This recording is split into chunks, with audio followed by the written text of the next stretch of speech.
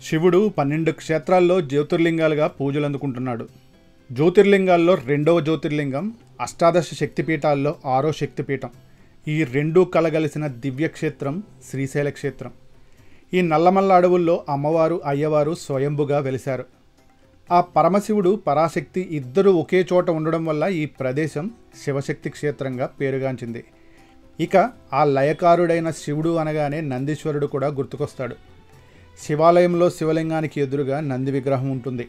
శివుడు ఎక్కడుంటే అక్కడ ఆయన వాహనమైన నంది ఉంటుందని చెబుతారు. అంతేకాదు, భక్తులకు ఏదైనా కోరిక ఉంటే ఆ కోరికను నందీశ్వరుడి చెవిలో చెబితే అది శివునికి చేరుతుందని విశ్వాసం. అయితే ఈ శ్రీశైలంలో వెలిసిన నందుల వెనుక ఒక యథార్థ సంఘటన ఉంది. అదేంటో ఈరోజు తెలుసుకుందాం.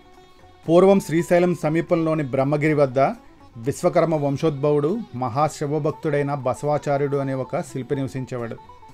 కళాపరమైన ప్రతిభలో అపారమైన నైపుణ్యం కలవాడు. ఆయన ఒక్కసారి శ్రీశైలం మల్లికార్జున స్వామిని సేవించడానికి ఆలయానికి వచ్చాడు. అలా స్వామిని పూజించి ఇంటికి చేరుకున్నాడు.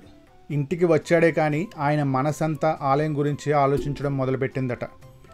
ఎలాగైనా తన శిల్పకళా నైపుణ్యంతో శ్రీశైల ఆలయ ప్రాంగణంలో మహత్తరమైన నందులను నెలకొల్పాలని అనుకున్నాడు.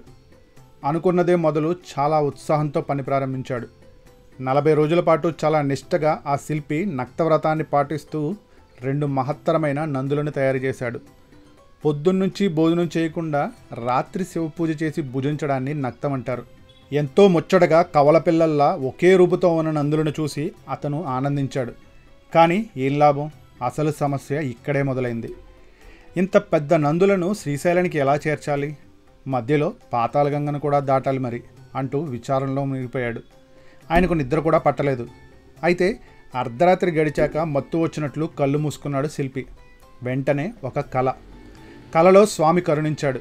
స్వామి శిల్పితో ఇలా అన్నాడు: భక్త, నీ సంకల్పం మహత్తరమైనది, నీ శ్రమ ఫలించింది. ఇవిగో ఈ పలుపు త్రాళ్లను తీసుకుని నందుల మెడలకు తగిలించు. వెనుతిరిగి చూడకుండా శ్రీశైలం చేరుకో అన్నాడు. వెంటనే కళ్ళు తెరిచాడు శిల్పి. ఎదురుగా పలుపు తాళ్ళు కనిపించాయి. సంతోషంతో ఉక్కిరిబిక్కిరి అయ్యాడు. వెంటనే ఆ తాళ్లను నందుల మెడలకు తగిలించి శ్రీశైలానికి బయలుదేరాడు. తెల్లవారుజాముకు పాతాళగంగకు చేరుకున్నాడు. అలాగే కృష్ణానదిని దాటసాగాడు. నీటిలో కొంత దూరం వెళ్ళాడు. రెండో ఒడ్డుకి చేరబోతున్నాడు.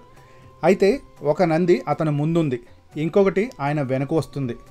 వెనుక వస్తున్న నందికాలు నీళ్లల్లోని రాళ్ల మధ్యలో ఇరుక్కుని అది రావడం మానేసింది. దీంతో కంగారుగా నంది ఎందుకు కదలడం లేదా అని చెప్పి కొంచెం పక్కకి తిరిగి చూశాడు శిల్పి. అంతే, కాలు పైకి లాక్కుంటున్న ఆ నంది చైతన్యం కోల్పోయి మళ్ళీ శిలగా మారిపోయింది. దీంతో బాధపడుతూ శిల్పి చేసేదేం లేక దానిని అక్కడే వదిలి ఒక నందితోనే శ్రీశైలం చేరాడు. ఇప్పుడు శ్రీశైలం గర్భాలయంలో కొలువుదీరిన మల్లికార్జున స్వామి వారికి ఎదురుగా ఉన్న నంది ఆ మహాశిల్పి చేసినదే. ఆ నందీశ్వరునికి శనగల బసవన్న అని పేరు. నందికి శనగలు చాలా ఇష్టం. అందుకే భక్తుల గుడ్డలో శనగలు ఉంచి నందిమూతికి కడతారు. అందువల్ల శనగల బసవన్న అని పేరు వచ్చిందంటారు. ఇక కర్ణాటక, మహారాష్ట్ర ప్రాంత భక్తులు ఈ నందీశ్వరుని చెన్నుకల్లు బసవన్న అని పిలిచేవారు.